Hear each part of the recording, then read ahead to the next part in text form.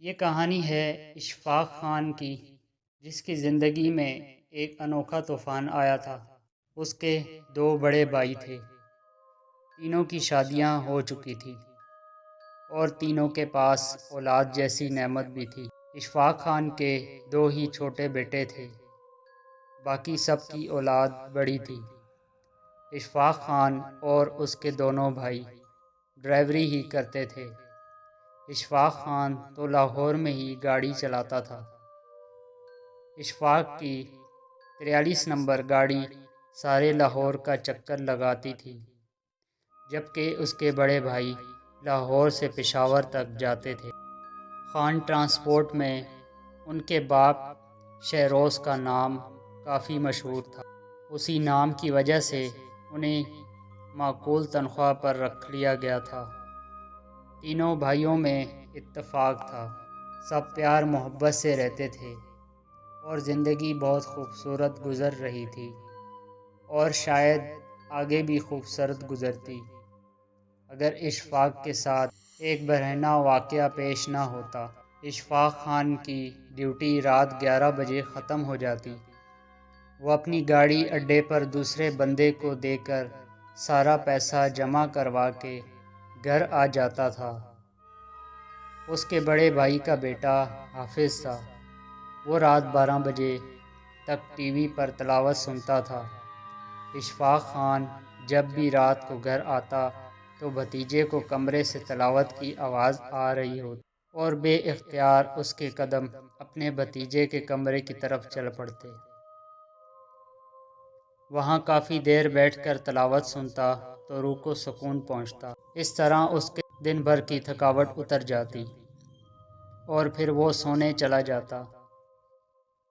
منگل کا منحوس دن تھا جب رات کو اشفاق نے اپنی ڈیوٹی پوری کی اور گاڑی اڈے پر کھڑی کرنے کے بعد اپنے موثر سائیکل نکالی اور گھر کی طرف روانہ ہوا۔ 7 اپ اسٹاپ سے سیدھا شیرپاؤ پل کی طرف مڑ گیا۔ اس کے آگے بڑی آبادی کے قریب ان کا بڑا سا گھر تھا۔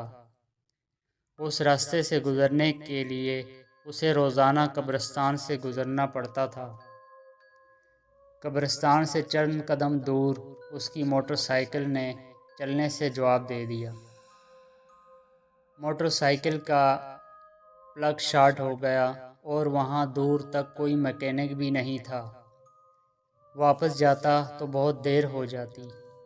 گھر کا فاصلہ تھوڑا سا تھا، سو اشفاق نے پیدل چلنے کا سوچا اور موٹر سائیکل کو کھینچتا دھکیلتا قبرستان سے گزرنے لگا۔ وہ یہاں سے پہلے بھی گزرتا رہتا تھا، مگر اسے کبھی خوف محسوس نہیں ہوا۔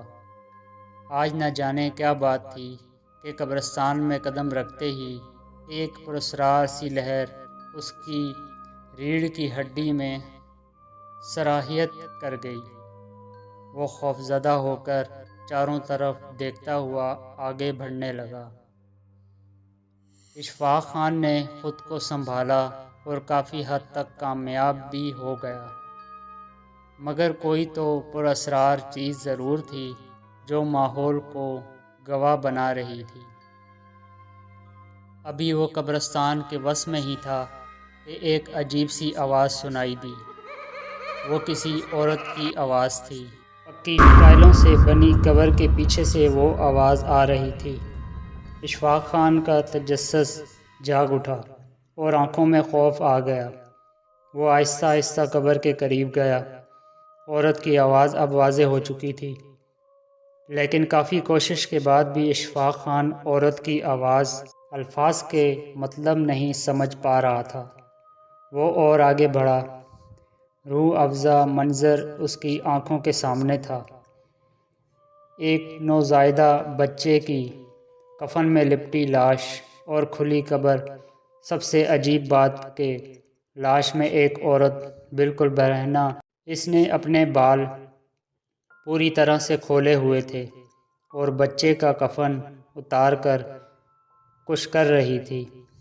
پہلے تو اشفاق نے سوچا چپ چاپ یہاں سے کھسک جاؤں، مگر اس کے ضمیر نے اجازت نہ دی۔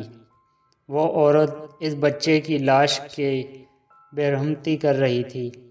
ایک مسلمان ہونے کے ناطے اشفاق خان فرض بنتا تھا کہ وہ اسے روکے۔ اشفاق کا پختونی خون جوش میں آیا اور فیصلہ کیا، خواہ یہ عورت کوئی ماورائی مخلوق ہی کیوں نہ ہو، اسے روکنا ہوگا۔ مگر وہ پہلے دیکھنا چاہتا تھا کہ عورت آخر کر کیا رہی ہے۔ وہ دبے پاؤں قبر کے بالکل پاس آ گیا۔ اس نے دیکھا کہ وہ عورت بچے کو سرما لگا رہی ہے، اور عورت نے اپنی انگلیوں سے ایک بدیا بچے کے ماتھے پر لگائی اور پھر نامعلوم زبان میں کچھ بڑبڑانے لگی۔ اشفاق خان نے سن رکھا تھا کہ ایسے عمل بے اولاد عورتیں کرتی ہیں تاکہ انہیں اولاد ہو سکے۔ اشفاق خان قبر کی اوٹ سے نکلا اور اس عورت کو بالوں سے پکڑ لیا اور ایک زوردار جھٹکے سے عورت کو بچے کی لاش سے ہٹایا۔ جاہل عورت، یہ کیا شیطانی کام کر رہی ہے تو؟ عورت بد حواس ہو گئی۔ اشفاق خان نے ابھی تک عورت کے بال پکڑے تھے۔ مجھے چھوڑ دو۔ تجھے چھوڑ دوں تاکہ پھر یہ گندا کام کرے؟ میں تمہیں خوش کر دوں گی۔ مگر اشفاق خان نے عورت کی بات پوری ہونے سے پہلے ہی عورت کو ایک اور جھٹکا دیا۔ میں تو اب تمہیں تھانے میں ہی چھوڑوں گا۔ تھانے کا نام سن کر عورت کی آنکھوں میں خوف سما گیا۔ ایسا مت کرنا، سارے خاندان میں میری بے عزتی ہو جائے گی۔ عورت نے اشفاق کے آگے ہاتھ جوڑے۔ اچھا تو پھر وعدہ کر آئندہ کبھی ایسا گھٹیا کام نہیں کرے گی۔ کپڑے پہن اور چل میرے ساتھ، میں تجھے گھر چھوڑ کر آؤں گا۔